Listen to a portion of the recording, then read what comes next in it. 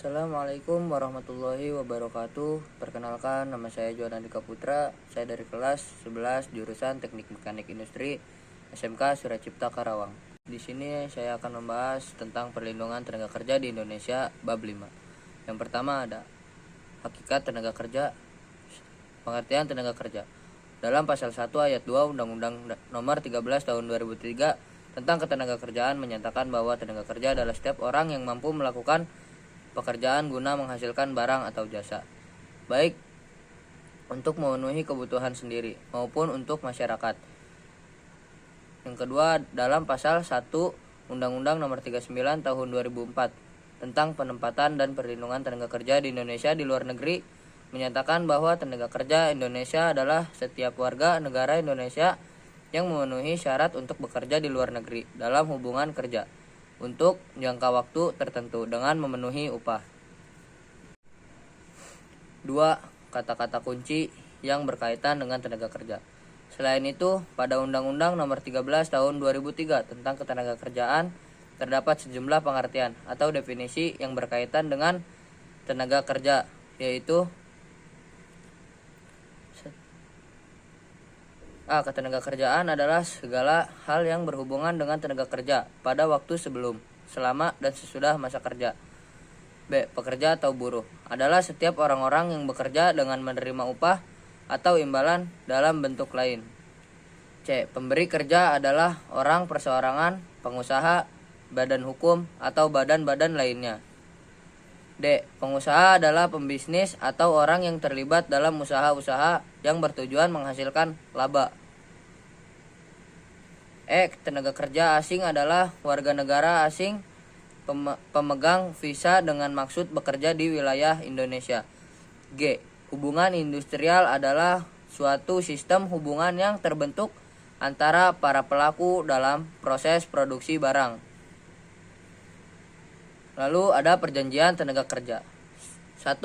Hakikat perjanjian tenaga kerja. Dalam bekerja, seorang tenaga kerja dan pemberi kerja memiliki sebuah perjanjian tenaga kerja.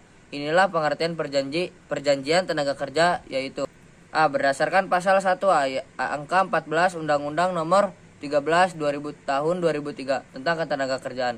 Perjanjian adalah perjanjian antara pekerja dan pengusaha atau pemberi kerja yang memuat syarat-syarat kerja, hak dan kewajiban para pihak. B. Wihomo Sujono berpendapat bahwa yang dimaksud dengan perjanjian kerja adalah hubungan hukum antara seseorang yang bertindak sebagai pekerja atau buruh dan seseorang yang bertindak sebagai majikan, atau perjanjian orang perorangan pada suatu pihak dengan pihak lain sebagai majikan untuk melaksanakan suatu pekerjaan dengan mendapat upah. 2. Syarat perjanjian kerja. Perjanjian kerja harus memenuhi 4 syarat syahnya perjanjian sebagaimana diatur dalam pasal 1320 KUHP Perdata. Berikut 4 syarat syahnya perjanjian kerja. A. Adanya kesepakatan kehendak atau konsensus agreement. Kesepakatan kehendak menjadi syarat utama karena sah atau tidaknya suatu kontrak di mata hukum harus ada kesesuaian kontrak tersebut. B. Wewenang atau kecakapan berbuat menurut hukum. Capacity. Syarat wewenang berbuat maksudnya adalah bahwa pihak yang melakukan kontrak haruslah orang yang oleh hukum memang berwenang membuat kontrak tersebut. C. Objek atau perihal tertentu. Suatu kontrak haruslah berkenan dengan hal yang tertentu, jelas, dan dibenarkan oleh hukum. D. Kuasa yang diperbolehkan halal atau legal. Suatu kontrak haruslah dibuat dengan maksud atau alasan yang sesuai hukum yang berlaku. 3. Isi perjanjian kerja. Berdasarkan pasal 54 Undang-Undang Nomor 13 Tahun 2003, perjanjian kerja yang dibuat secara tertulis sekurang-kurangnya memuat A. Nama, alamat perusahaan, dan jenis usaha. B. Nama, jenis kelamin, umur, dan alamat pekerja atau buruh. C. Jabatan atau jenis pekerjaan. D. Tempat pekerjaan. E. Besarnya upah dan cara pembayarannya. F. Syarat-syarat kerja yang memuat hak dan kewajiban pengusaha dan pekerja atau buruh. G. Mulai dan jangka waktu berlakunya perjanjian kerja. H. Tempat dan tanggal perjanjian kerja dibuat. Dan I. Tanda tangan para pihak dalam perjanjian kerja. 3. Perlindungan tenaga kerja. 1. Dasar hukum perlindungan tenaga kerja. Perlindungan tenaga kerja di Indonesia memiliki dasar hukum perlindungan tenaga kerja di Indonesia antara lain sebagai berikut. A. Pasal 27 ayat 2 Undang-Undang NRI tahun 1945, yaitu tiap warga negara berhak atas pekerjaan dan penghidupan yang layak bagi kemanusiaan.